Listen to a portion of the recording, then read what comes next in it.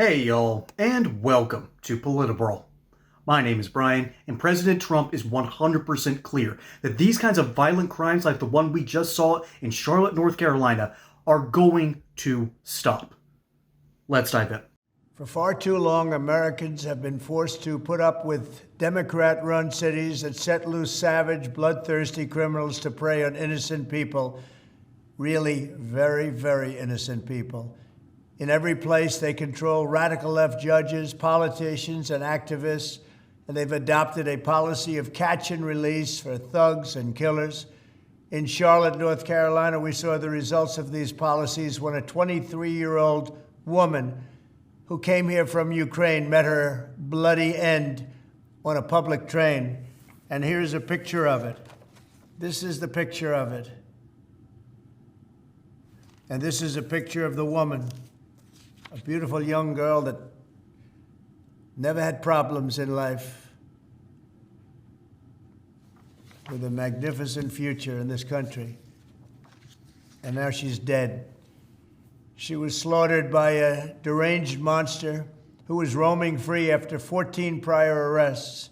We cannot allow a depraved criminal element of violent repeat offenders to continue spreading destruction and death throughout our country. We have to respond with force and strength. We have to be vicious just like they are. It's the only thing they understand. 24 of the top 25 most dangerous cities in America are run by Democrat mayors. 50 people were murdered in Chicago in recent weeks, with hundreds being shot. And it's time to stop this madness. The people of our country need to insist on protection, safety, law, and order. We have proven that it can be done, because we did it right here in D.C., in District of Columbia. The capital of America was a bloodthirsty, horrible, dangerous place, one of the worst. And now it's a crime-free city, and we're going to keep it that way. It can be done. It can happen fast. All we want is, please, Mr. President, we need help. Chicago needs help. Other cities need help. We'll do what has to be done, because we're going to make America safe again, and that includes our big cities. We're going to make those cities safe. Thank you. The needless death of the refugee from Ukraine, Irina Zarutska. Man, that is tough for me to pronounce. But this is a convergence of a whole bunch of different issues all coming at the exact same time. On one hand, there's the war in Ukraine. This woman left that area because she was terrified of the Russians were going to come in and ultimately take over the country. And the last couple of times that Russia has taken over Ukraine, it has not ended well for the Ukrainians. It has not ended well for their people. Ask them about the Holodomor. They'll give you an earful about Joseph Stalin. And trust me, he's not high up on my leaders that I really appreciate list. She left an area where a war started all because we sent a weak president into office who botched the withdrawal from Afghanistan, leaving hundreds of thousands to suffer under the regime of the Taliban. Now we have a president who actually cares about ending that war, and unfortunately for her, she'll never see her homeland again. And that is a tragedy in of itself, that you aren't able to see your homeland again. And then, on the other hand, you've got the issues of rising crime in all these Democrat cities, and yes, I say the word rising crime. No matter how much the mainstream media has been spinning the numbers, the reality is there's been a whole bunch of cities that are underreporting their crime numbers on purpose and not sending them to the FBI to conduct statistics and actually get the numbers and see where people might need some extra help. And this woman on a light rail car, after minding her own business, sits down right in front of a deranged man with 14 priors. The numbers that we keep on seeing time and time again, that folks, 3-strike rules, they kind of work. Because the worst of our crime is often committed by people with more than 3 convictions. And I'm kind of in that boat. 3 strikes and you're out. People deserve second chances here and there. Sometimes they deserve third chances. After a certain time, we have to take it upon ourselves to keep people away from polite society. Like the man who managed to whip out a knife, stab this young woman, And then, noticing that he had left a trail of blood alongside of himself as he tried to move out to the next car, he takes off of his shirt, his hoodie, to wrap it around the knife. No one could do anything about this. No one's going to charge a man of that size and that stature who has just stabbed someone. No one's going to do anything about that. I don't blame them.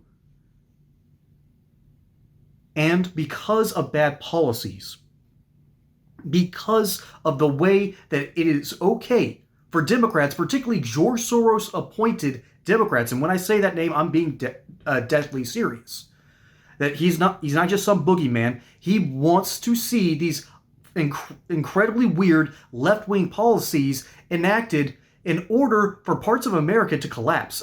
He did this once with the British pound.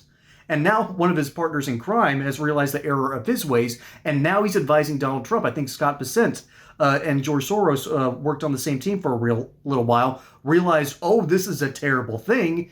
Meanwhile, George Soros was going, yes, this is good. The reason I'm bringing that up is because we're seeing across the country, particularly in burgeoning, growing cities in the South, that we're having these district attorneys magically show up with all this money in their back pockets. And who is funding them? Yes, indeed, it is the man himself, George Soros. They almost all have a calling card. They all hate Donald Trump. And then on the back of that card that says, we're all going to be soft on crime. That's how Alvin Bragg got his position, by the way, in New York City. And I don't quite know if Soros backed the DA from Charlotte here. But I know that's happened in Atlanta. I know that's happened in Athens. And I love bringing up Athens, even though I hate driving there. I'm not a UGA fan, but I am a Georgia boy. But when I was delivering medical supplies, I couldn't help but notice that Athens, Clark County, one of the bluest areas in the entire state, is a third world country. Their roads just refuse to be fixed, ever. Everything's dingy. Everything's dirty. The houses look run down. The businesses all look like they survived a war back in the 1960s and have been frozen in time.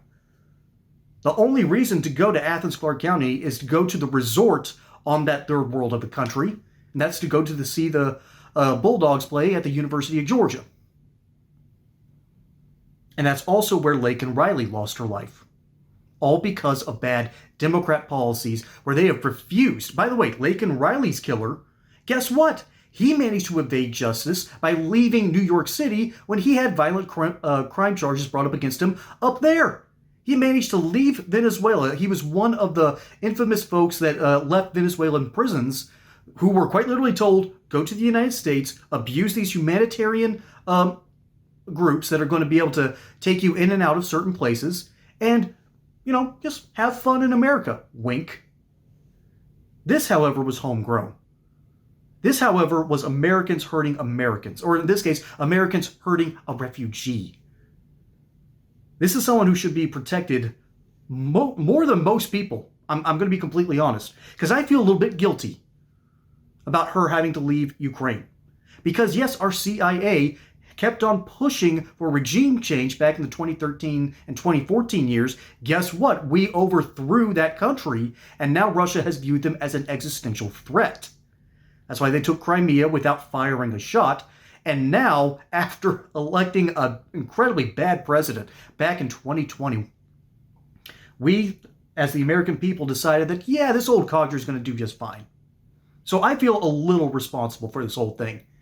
I think that's why I'm more angry about this than I have been since Laken Riley. I don't think I have been this angry. You might have seen one of my earlier videos, right? I go off. But I'm a little bit more pink shit about that right now, because now I'm reflecting on where is the guilt? I think I have a little bit of it. And I'm not trying to tell y'all to have guilt about it. Absolutely not. But I can't help but look in the mirror and wonder, did we do enough? But at the end of the day, what we do know is that we can affect better policy changes. We can send the National Guard to certain cities under certain orders, and we can go out there and patrol the streets like we did in D.C., like we're threatening to do in Chicago. Maybe even Charlotte needs it. But after that's all said and done, we have to remember, we have a republic, and it is up to us to keep it. And one of the most important things we can do is by keeping each other's rights to life, liberty, and property at the forefront of our policy ideals. That's what America stands for. And that's what this refugee deserves. But let me know what you think down in the comments below. My name is Brian. Hope you enjoyed that segment here on PolitiBrawl. Don't forget to like and subscribe. Catch you on the next one. Till then, y'all have a good one.